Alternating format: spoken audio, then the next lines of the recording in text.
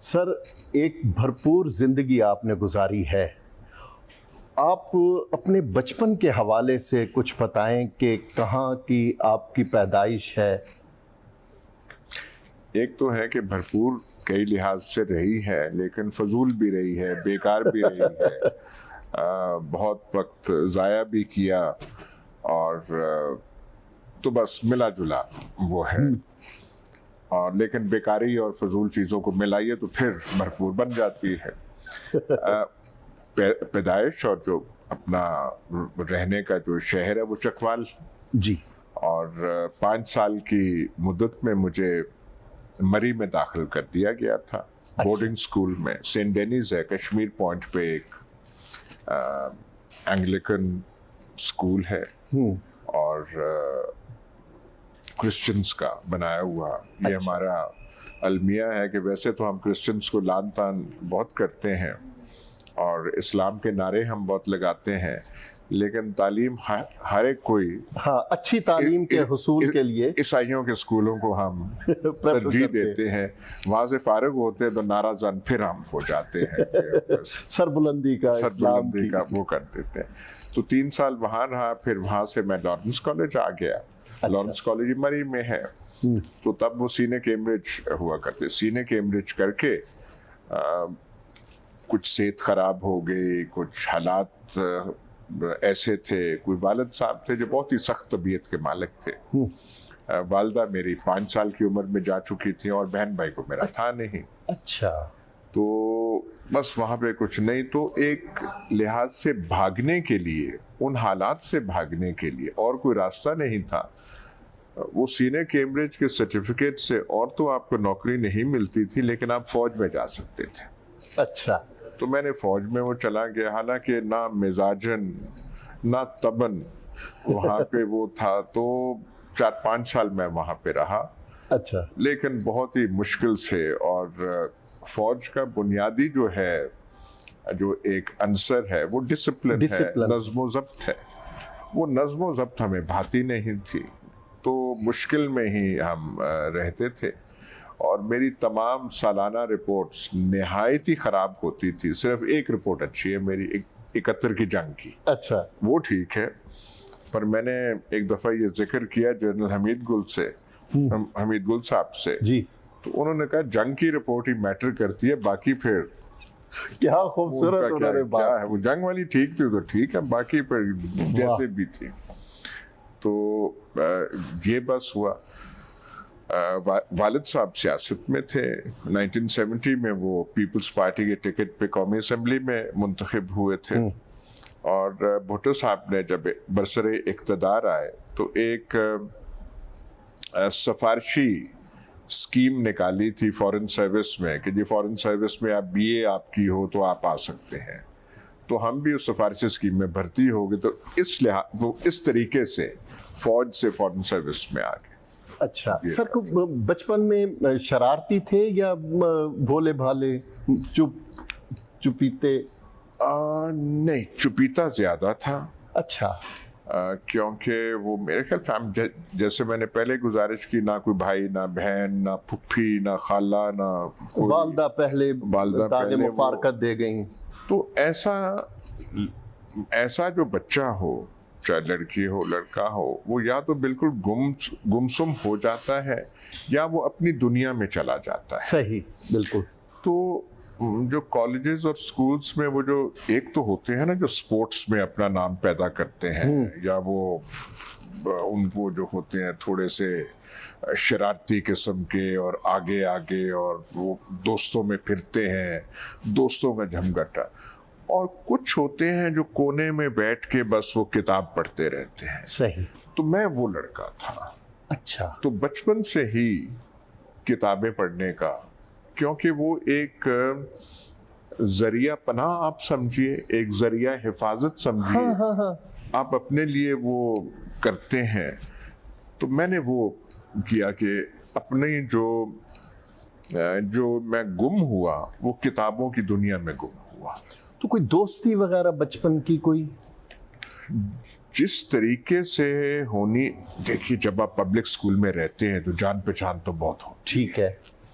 آپ فوج جیسے ادارے میں ہو تو جان پہچان ہوتی ہے آپ. ٹھیک ہے. فورن سروس میں پھر گئے. لیکن جس طریقے سے حسن نثار صاحب اپنی دوستیوں کا ذکر کرتے ہیں جی کہ لائل پور میں یہ تھا اور پنجاب یونیورسٹی میں فلانا, اور ان پہ پتہ نہیں ان کے دوستوں پہ جو انہوں نے کالم لکھے ہیں انہی کا آپ مجموعہ بنا لیں تو وہ پتہ نہیں مجموعہ بن جاتا ہے صرف دوستوں کا. بالکل صحیح پہ ہی میرے میں وہ ہنر ساری عمر نہیں رہا. اچھا. اور میرے دوست وہی ہوئے جنہوں نے مجھے دوست بنایا. مجھ میں وہ جو ہوتی ہے ایک کوالٹی کہ آپ فرینڈشپ یا دوستی کلٹیویٹ کر سکیں, صحیح, وہ مجھ میں ساری عمر نہیں رہی. اچھا. تو ساری عمر بس اپنے ساتھ ہی گزاری اور اپنے ہی محدود فرسودہ خیالات میں گزاری. لیکن کیونکہ مختلف شعبوں میں کام کرتے رہے تو وہ کرتے رہے. لیکن اب بھی جو پسندیدہ شغل ہے, کئی دفعہ جب لاہور آتے ہیں تو دل یہی کرتا ہے کہ اکیلے سے یہاں نکل جائیں اور اندرون شہر چلے جائیں. اور کئی دفعہ ایسے کیا بھی ہے کہ چلتے چلتے کہیں اور کہیں کسی جگہ ٹکسالی میں یا شاہی محلے میں کسی جگہ بس بیٹھ جائیں اور بس وہ کر کے طبیعت بس ایسی رہی ہے. وہ جو یار باشوں والی زندگی ہوتی ہے حسن نثار صاحب کی ہے, جی جی بالکل ایسے نہیں رہی. اچھا, جوانی میں کوئی عشق کی پینگ؟ جب آپ کی دوستی کلٹیویٹ, اب مجھے کلٹیویٹ کا اردو لفظ نہیں مل رہا, صحیح, دوستی کلٹیویٹ کرنے کی آپ میں کیپیسٹی یا ہنر اتنا نہ ہو تو آپ کے میدان حسن میں, میدان عشق میں بھی اس کا اثر پڑتا ہے. صحیح. کیونکہ جب آپ دوستیاں کرتے ہیں یا آپ کی طرف لوگ راغب ہوتے ہیں تو وہ اسی لیے ہوتے ہیں کہ آپ میں کچھ کشش ہوتی ہے. صحیح. اور اگر آپ ایک طرف سے لوگ نہیں آ رہے تو شاید دوسری طرف سے بھی کیوں آئیں گے وہ پھر. بالکل صحیح ہے. لیکن سر آپ یہ دیکھیں نا کہ آپ کی تحریروں میں ایک رومانس جھلکتا ہے, شاعری, آزا کی شاعری, اچھا اس میں موسیقی, اس میں حسن, جو صنف نازک, یہ آپ کی تحریروں میں یہ جھلکتا ہے. تو اس وجہ سے غالباً کچھ لوگ یہ سب کچھ کرنے کا کمال رکھتے ہیں اور شاید ہم جیسے صرف باتیں کرنے کا کمال رکھتے ہیں. یہی فرق ہو سکتا ہے اس کا. بالکل صحیح ہے. جو جن کی آپ کو ہر جنریشن میں, ہر شہر میں, ہر ملک میں, ہر معاشرے میں وہ ہوتے ہیں جن کے بال ایسے ہوتے ہیں, جن پہ لوگ فریفتہ ہوتے ہیں. اب وہ جن پہ فریفتہ ہوتے ہیں اور جن کی دوستیاں اور یاریاں مرد و خواتین سے ہوتی ہیں اور جن کے چرچے ہوتے ہیں, وہ پھر اتنی تھیریاں نہیں دیتے کیونکہ انہیں تھیریاں دینے کا ان کے پاس وقت نہیں ہوتا. غالباً جن کا وہ نہیں ہوتا وہ تھیوریز دینے میں زیادہ اچھے ہوتے ہیں. وہ جو ہے بالکل. ہمارے جو اس پاکستان میں کئی ایسے سفر نامہ نگار ہیں جنہوں نے پوری دنیا کے سفر نامے لکھے ہیں, لیکن وہ اپنے شہر سے باہر نہیں نکلے. تو وہ آپ نے جو بات کی تھیریز کی یا پریکٹیکل کی, تو اچھا سر, جس وقت آپ نے فوج سے اس طرف آئے فورن سروس, تو آپ نے شکر ادا کیا کہ ایک ڈسپلن سے میرے سر دیکھیں جو ٹریجڈی ہوئی کہ طبیعت وہ تھی کہ پڑھائی لکھائی کی تھی. اچھا. اور اس زمانے میں جو پاکستان کا اور لاہور جیسے شہروں کا ماحول تھا، یہاں پہ کالجز، یونیورسٹیز، کتب خانے، یہ زیادہ دور سے پہلے کی بات ہے. جی. شورش کشمیری تقریر کر رہے ہیں، کوئی موومنٹ شروع ہو رہی ہے، کوئی بھٹو صاحب کا عروج ہے، کوئی پاکستان کا ماحول ہی ہاں، کوئی مولانا مودودی، کوئی یہ وہ سب کچھ تھا. اب میرے جیسے لڑکے کو ان چیزوں میں شامل ہونا چاہیے تھا. صحیح. وہاں اس کے بجائے فوج میں چلے گئے. تو وہ جو جوانی کا وہ جو حصہ کروشل ہوتا ہے، صحیح، وہ ایک لحاظ سے بالکل کٹ گیا. اچھا، بالکل صحیح. تو جو مجھے یہاں لاہور کے فٹ پاتھوں پہ یا کراچی یا جہاں بھی چلنا چاہیے تھا، جہاں استاد فلانے علی خان یا فلانے علی خان کی محفل تھی، یا پاک ٹیا اس میں لوگ ہوا کرتے تھے، فیض صاحب زندہ تھے، صوفی تبسم ہوا کرتے، ناصر کاظمی، تو ان کے وہ جو دروازوں پہ جہاں وہ میں نے ایک دفعہ لکھا بھی تھا، جہاں جوتیاں پڑی ہوتی ہیں وہاں بیٹھ کے سنتے، اس کے بجائے ہم پریڈیں کر رہے ہیں، وہ جو میری طبیعت کے بالکل خلاف تھا.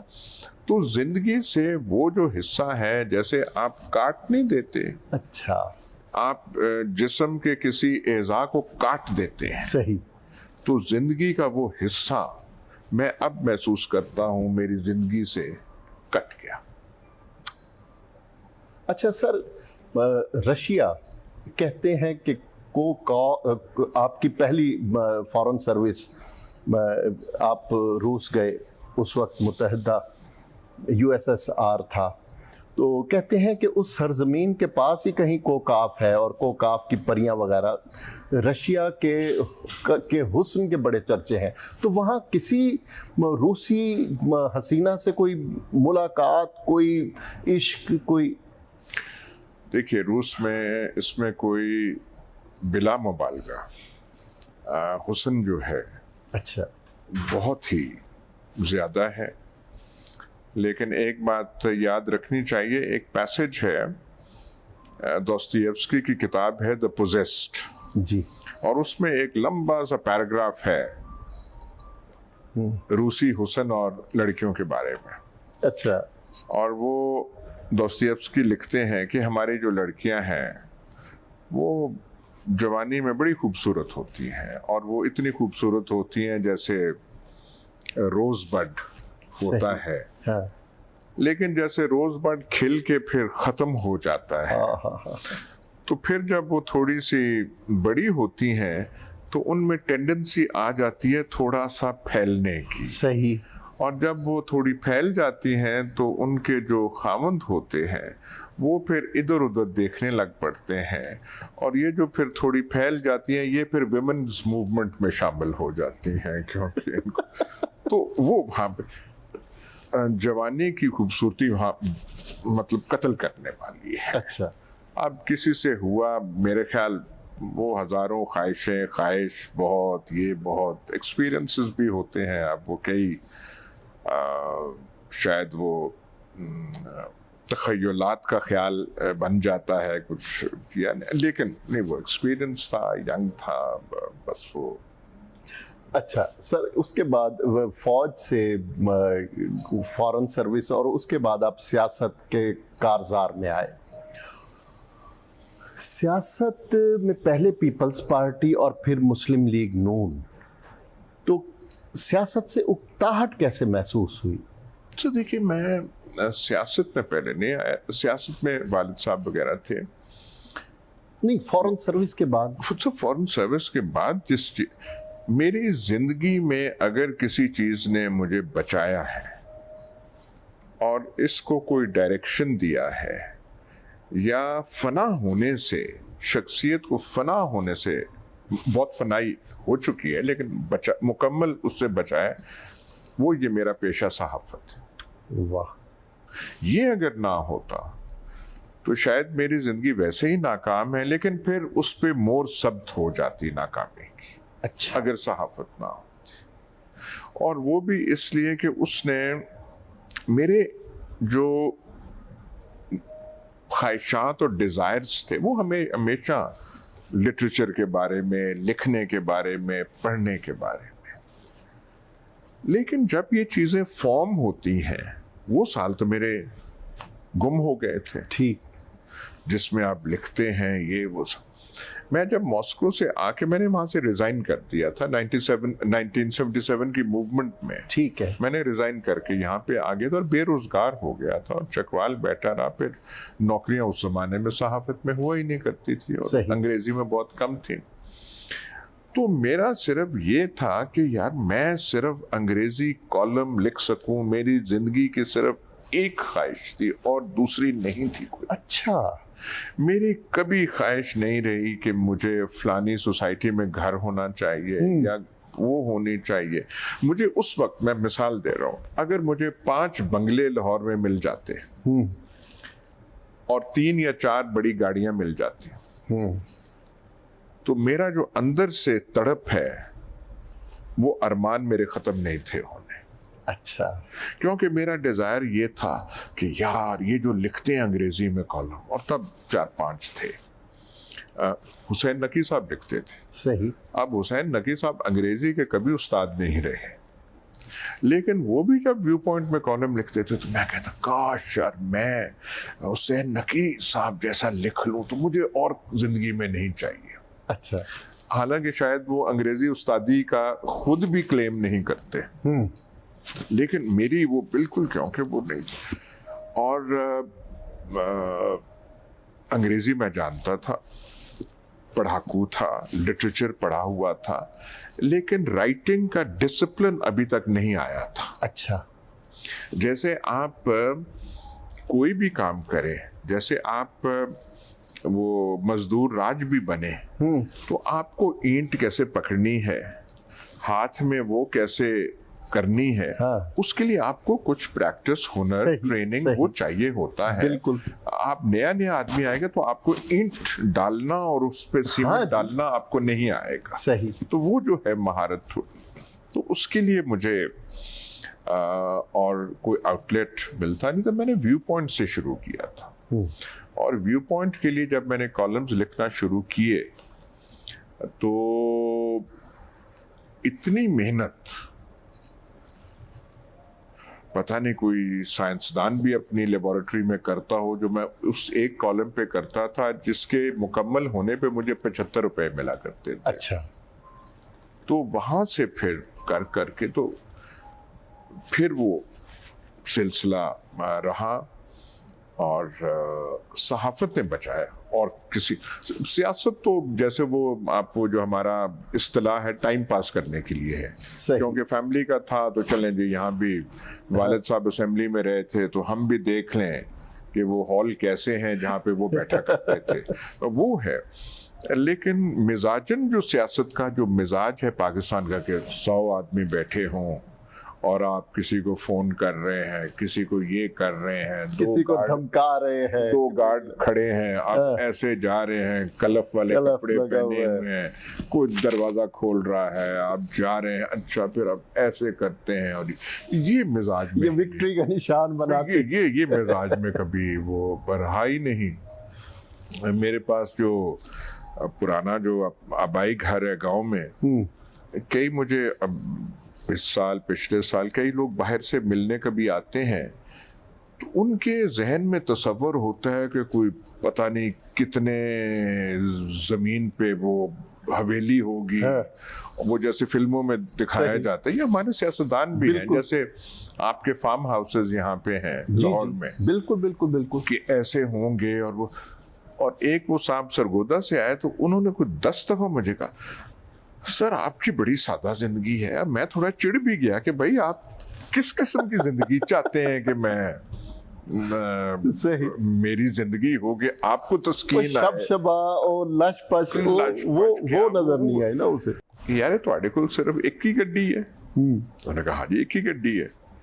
और फिर मेरे ड्राइवर ने कहा हाँ भाई उनका बेटा वहां होता उसके पास भी है, कोई लाहौर में ये है। अच्छा भाई इतने एक ही गड्डी है।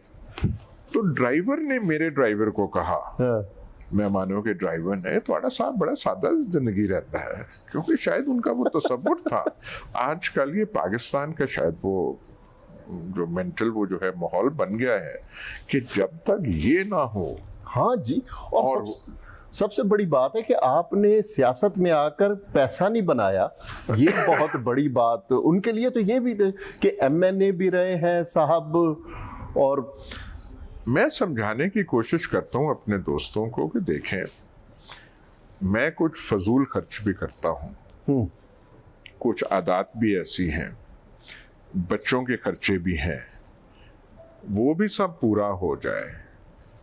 جو باورچی خانے کا خرچہ ہے وہ بھی ہو جائے, بچوں کی ضروریات ساری پوری ہوں, میری فضولیات کی بھی پوری ہو جائے, پھر بھی مہینے کے آخر میں کچھ پیسے بچ جائیں, تو اس سے زیادہ آپ کو کیا چاہیے؟ واہ. میں اب یہ میں کوئی بناوٹی بات نہیں آپ سے کر رہا. پیسے کی کمی مجھے ہو تو میں بہت محسوس کرتا ہوں. صحیح. میں نے کوئی چیز لینی ہو, ہاں, کوئی روح افزا نما بوتل لینی ہو شام کو اور میں نہ لے سکوں تو مجھے بہت تکلیف ہوتی. جی. کچھ میں نے اور کرنا ہو شام کو اور میں نہ کر سکوں, مجھے تکلیف ہوتی. پر یہ کہ میرے پتہ نہیں وہ بھی ہوں اور یہ بھی ہوں, اور وہ برکی میں بھی فارم ہاؤس ہو اور بیدیا میں بھی فارم ہاؤس ہو اور یہ گاڑی بھی ایسی ہو, اور میں تو سمجھتا ہوں کہ میں خوش قسمت ہوں. لیکن پاکستانی معیار قسمت وہاں تک پہنچ چکا ہے بالکل کہ وہ کہتے ہیں کہ جب تک یہ پتہ نہیں آپ کیسے ہوں تو تبھی آپ کو تبھی یہ جانا جا سکتا ہے کہ ہاں ایک کامیاب آدمی, ایک قابل ذکر ہے, کامیاب ہے, نہیں تو ناکام ہے اور فلاڈنگ. سر شادی کون سے سال میں ہوئی؟ سر کیونکہ کوئی بتانے والا نہیں تھا. میرے والد صاحب بھی جب میں 24 سال کی عمر میں تھا تو ان کی مرڈر ہو گئی تھی. اچھا. تو والدہ بھی نہیں رہی, والد بھی نہیں تھے, تو سارے فیصلے میں نے خود ہی کیے اور میں نے ایک سے زیادہ شادی کی. اچھا. اور لیکن وہ کوئی کامیاب کوئی بھی ثابت نہیں ہوئی. ٹھیک ہے. تو بس وہ ٹھیک فیصلہ. بچے کتنے؟ بچے میرے 5 ہیں, 3 بچیاں ہیں. اچھا. ان میں سے 2 شادی شدہ ہیں, ایک نئی شادی شدہ ہے, 2 لڑکے ہیں. اچھا. ایک ابھی تھوڑا, اس کی بھی جو چھوٹا ہے سب سے, اس کی بھی 22 سال عمر ہے, وہ پڑھ رہا ہے یہاں. اچھا. بچوں میں کوئی ایک آدھ خاص ایسا ہوتا ہے کہ وہی کوئی بھی نہ ماننے والی بات بھی وہ منوا سکتا ہے, کوئی ایسا بچہ ہے؟ نہیں, بیٹیاں ہیں جو ایسے کر سکتی. اچھا. ہاں. اور آپ اکثر بیٹیوں کا ذکر کرتے ہیں اپنے کالموں میں. ہاں, یہ بیٹی میری چھوٹی جو ہے رابعہ, وہ ایسی باتیں کر دیتے ہیں. بیٹیاں ڈانٹ بھی دیتی ہیں, وہ تھوڑی سی ضد بھی کرتی ہیں, کئی دفعہ میری نظر میں انریزنیبل بات بھی کرتی ہیں. ان کی بات وہ صحیح. ہاں جی.